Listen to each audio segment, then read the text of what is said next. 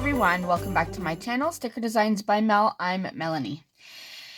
Okay, so I have here my 2023 household family budget planner. So first time we're gonna break into this baby. I have my sinking fund, kind of, if you want to call it a wallet.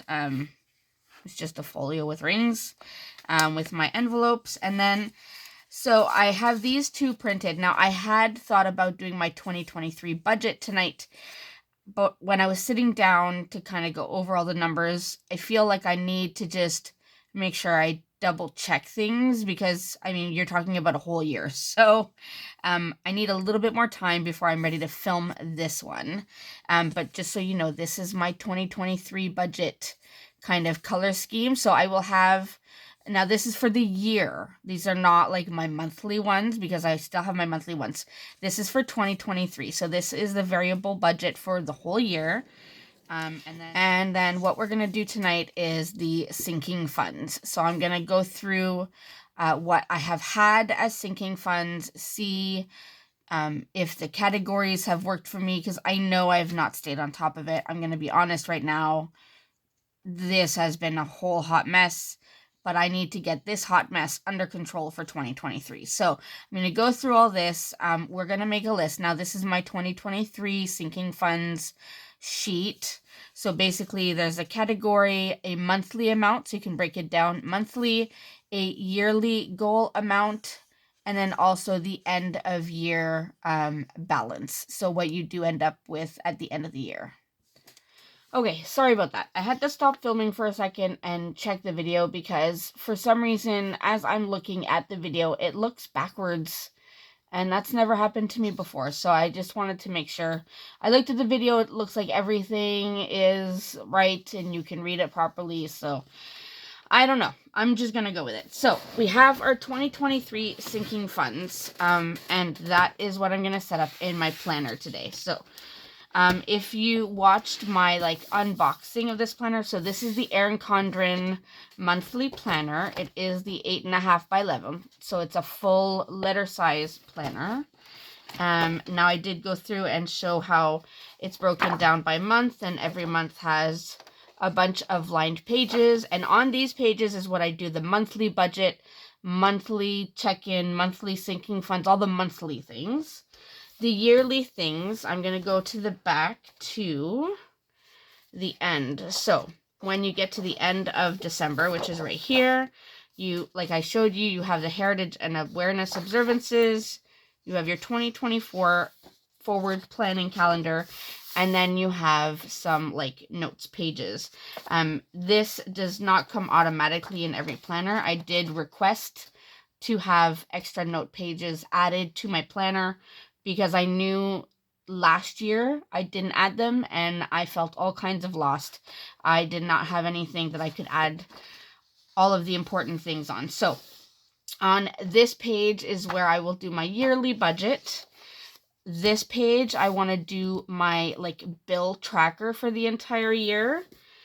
I think this page is what I want to do my debt tracking on. So that means this page is where I want to do my sinking funds. So let's just go ahead and do that. I'm going to put these stickers down. So I made these so that the header is already labeled and ready to go. Now these pages at the back here are perforated.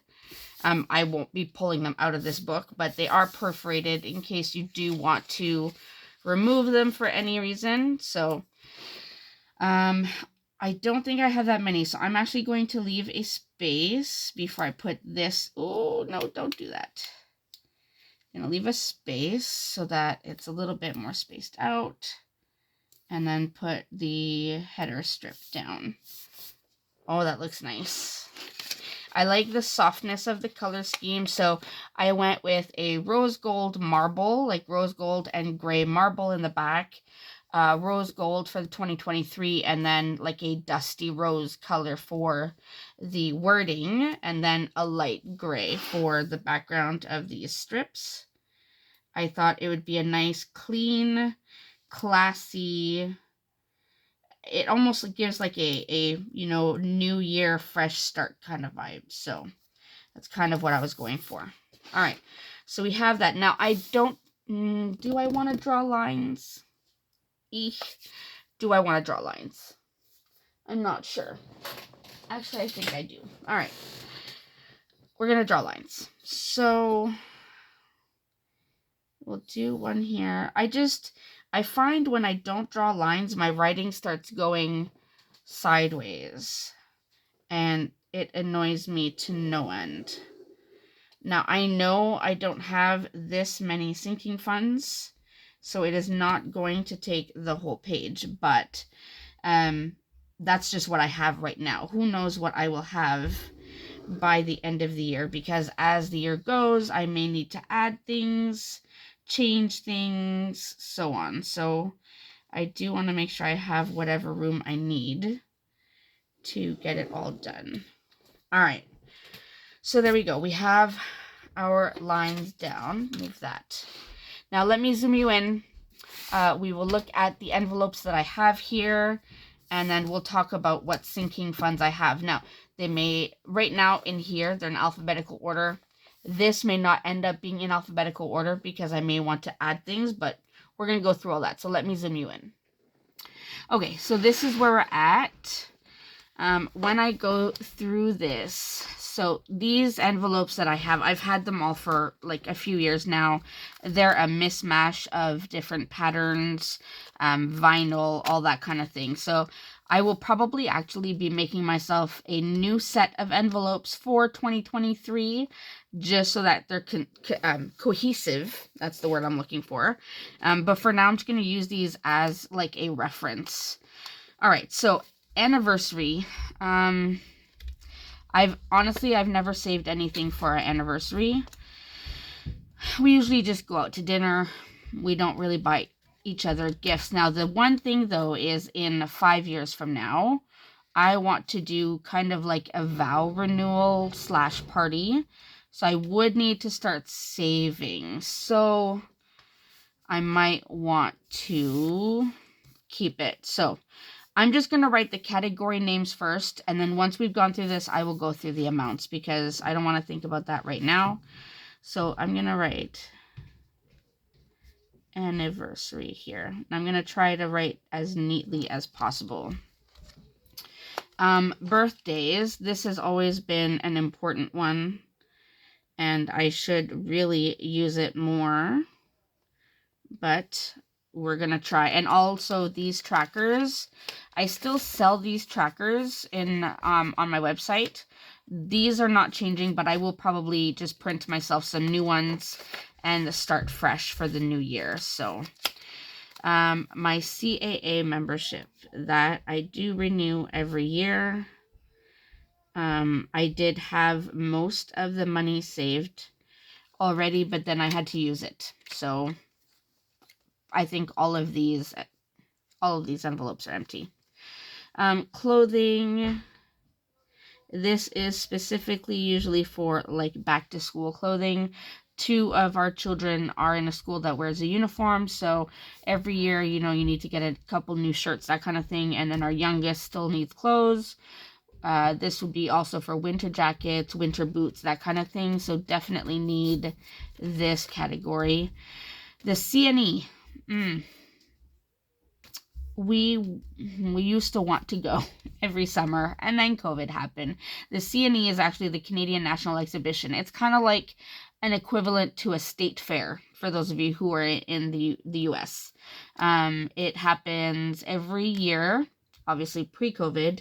The last, I want to say 2-3 weeks of August. And there's a big air show and rides and games and food and all the things, vendors. But do I really want to have an envelope? That's tough. It could be something that we save up for, but do I need an envelope? You know what? I really want to go. It's a good experience for the kids, so I'm just gonna add it. And honestly, these are just gonna be like goals. If you notice here, it says yearly goal amount. It's going to be a goal. Whether I achieve it or not, that's a whole other thing. Competitions and costumes. This will be hard to save for in 2023 because I will be having to pay as I go along. But if I want to start saving for next dance year or next cheer year, that kind of was hard to say, I might need to start putting a little bit of money away. So I think what I'm going to do is I'm going to keep it competitions and costumes. Again, these are going to be goals. So if I can put money away, awesome. And if I can't, I can't. I'm just going to have to be realistic. Then we have Easter. Easter is always a holiday that I forget to budget for, so I definitely need to keep that. Family photos, we were supposed to have that done this year. It did not happen, so definitely for next year, we want to get some family photos done. Halloween is not a huge category. Really only our 2 daughters dress up now, but getting candy, getting decorations. I just noticed Christmas is not in this category, in this list. I think I must have taken out the envelope for something. Anyways, I do need Christmas. I will add that at the bottom because that's a major category. Halloween. Medical, we don't need. No, we don't need medical. All of our medical bills are covered by the province. Medication is covered by my health insurance with work. So the only reason I had it was because some of the things for my husband's blood testing, what's it called? Glucometer. The test strips, we have to pay for it and then get reimbursed. But honestly, they're so good at reimbursing. There's really no need for me to keep the money in here. I'm never really out that money, so I'm not even going to bother. Next, we have savings. And this is kind of like saving for a rainy day kind of thing. Now, we do have our $1,000 emergency fund, so that is separate. This will also be separate from my savings challenges. This will probably be just any extra money I can put aside, because you never know. Honestly, this might even go towards our 3 to 6 month emergency fund. Who knows? But again, I'm going to try to stay realistic. When it comes to breaking down these sinking funds, let's say I only have a certain amount of money, I always go to the ones that I know I need to fill first, like Christmas, birthdays. Those are musts. I always have to save for those. So this is usually like towards the end of the list. School. So for school, I usually like to save up for paper, pens, binders, backpacks, all of that kind of stuff. So it's not a huge category, but it is something that we need to save for every year. Spending, I used to use for my spending, hubby's spending, kids' spending. We're not using it. We just buy what we need when we need it. So I'm not even going to bother. Thanksgiving. Definitely need to budget for that. I always forget that Thanksgiving is coming up, and then all of a sudden I need to buy a turkey, I need to buy all the things, and it just catches up. Now again, this is also not a huge category because I'm not spending thousands of dollars. We're talking about maybe a couple $100 after you get the turkey and everything, but it is something that I want to budget for so that that month or leading up to Thanksgiving I don't have to stress out about it. Then we have vacation. And we do want to start taking vacations as family, so definitely need to build this category up. And then we have Valentine's Day. This was a big category when our children were younger because we had to get all of the Valentines and the candies and share it with all the friends. But especially now, post-COVID, they don't share candy anymore. I don't know if they even exchange Valentines anymore because they didn't last year. So, and my son is too old for Valentine's. He doesn't do that anymore. Our oldest daughter, not sure if she's gonna do that. Our youngest, maybe, but we're talking maybe $20. So I'm not even going to have this category anymore. The next envelopes I have, so mystery challenge. This is a kid's envelope that I put money aside for lunches, chores, or extra chores that they do. I have a payday challenge. Obviously, you can tell I haven't used it. 52-week challenge, haven't used it. And then each of our children have an envelope with some of their gift cards because they tend to lose them. So those are the envelopes we have as of right now. So like I said, right now, the one that is missing is the big ticket item, which is Christmas. And this is the largest, we'll say, amount that needs to be collected every year. Like, vacation is a large amount, of course, if you're going to take a vacation. But if we don't have it saved, then we just don't go on vacation. But this has to happen every year. So definitely need to save up for Christmas. Now, looking at all of these, I'm wondering, do I want to add another sinking fund? Is there anything else I need to add? So anniversary, birthdays, membership, clothing. I wonder. I don't think so. I think that covers pretty much everything that we need to save for in a year. We don't have medical bills, like I said. Yeah. I mean, this list is not set in stone. Just because I'm putting it in my planner right now does not mean it's set in stone. I can add, take away as needed. So I'm just going to go with this list for now.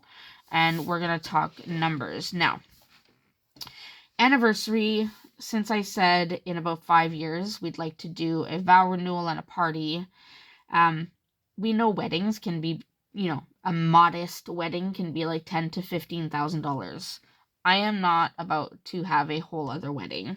So I'm thinking maybe about $5,000 to rent an event hall or something and just have a party, like nothing major.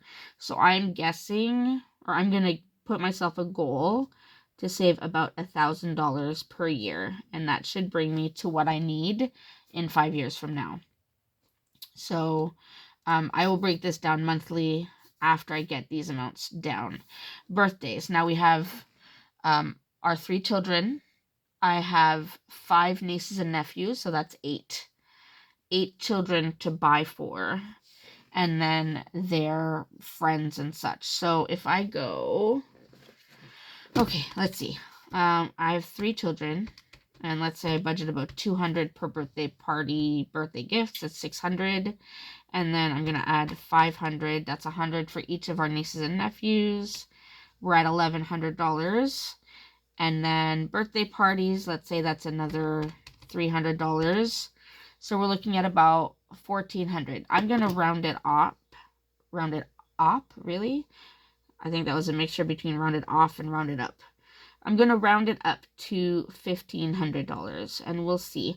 Now, this is I'm going to call it a running sinking fund, because as I'm putting money in, I may be taking money out for the various birthdays and such going on. But by the end of the year, I'm hoping to have covered in cash any birthdays that have come up. So that's kind of what I'm hoping for. CAA membership. Let me just go back and see how much did it cost me. It cost about $120. So let's say I want to save about $150 because, well, inflation, you never know, prices might go up. So like I said, it's a small category, but it does add up. Clothing, let's see. Clothing was for uniforms, for back to school clothes, for boots, for jackets, hats, gloves, scarves, those things. So realistically, I'm thinking we're looking at about at least $1,000 for the year. It might be more, but if I can at least save $1,000 before next September, then at least I've got a base, something to pull from. The CNE, I'm going to say, is about $500. And that is because I don't exactly remember how much it costs for the tickets to get in. And then obviously you want to get the food, the air show costs extra, you want to go on some rides, all of those things. So I'm just going to put it at 500. Competitions and costumes. Those are highly expensive. I'm just going to say that right now. But I'm going to try to go with... So costumes, let me start with costumes. Costumes, I know minimum for my daughter is about $100 per costume, and she's usually in about 10 different dance numbers. So I think I'm about safe to go at about $1,000 for costumes. Competitions, all depends on which competitions, where they are, all that kind of stuff. So for here, I think I'm looking at probably, if not more, $2,000. And I'm just talking competition fees. I'm not talking about the travel to get to the competitions or the hotels and all that stuff. I'm talking just the fee to enter the competitions. So I think that's what we're looking at. So I'm going to go with that. Easter, I'm going to go with a modest $500, and we'll see how that goes. Family photos is usually way, like, no more than 200. I think the most I've spent before was like 150. So I'm just going to budget 200. Halloween, I think I'm safe to budget about the same, 200, which is probably a high number,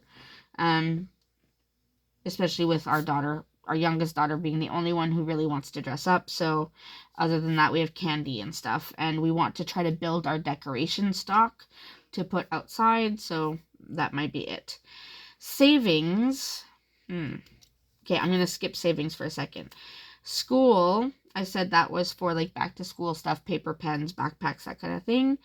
That is usually, I'm going to say $250. It's not super expensive. Thankfully, the school board that our kids are in, they provide almost all of the material. We don't have to buy very much, so that is probably even more than we need, but I'd rather budget for higher than not enough. Thanksgiving, I did mention probably about $200. Vacation, okay, so we're up to the big ones. Savings, vacation, and Christmas. Okay. Christmas is the big one. So we're looking at $3,000 for the kids. As they get older, it gets more expensive.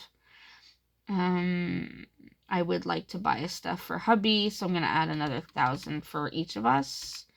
So we're at $4,000. And then nieces and nephews plus $500. You know what? I'm just going to budget for $5,000, which, I mean, ideally, this would be way too high. So, but again, I'd rather budget for higher and get as close to it as possible and be able to buy what I need than budget too low and then think I'm good and not have enough. So I'm just going to go with that. Vacation.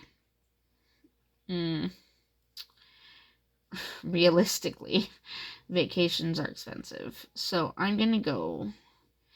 If we want to take a modest vacation, like local, I'm going to say probably $2,000. No, so this is not like, going to Disney World or anything, because I've already looked at it, and going to Disney World for a family of 5 from Canada, you're talking like $10,000. I mean, in what world is that okay? To spend $10,000 for like a few days at an amusement park. Anyways, we're not going to go on that topic. Savings.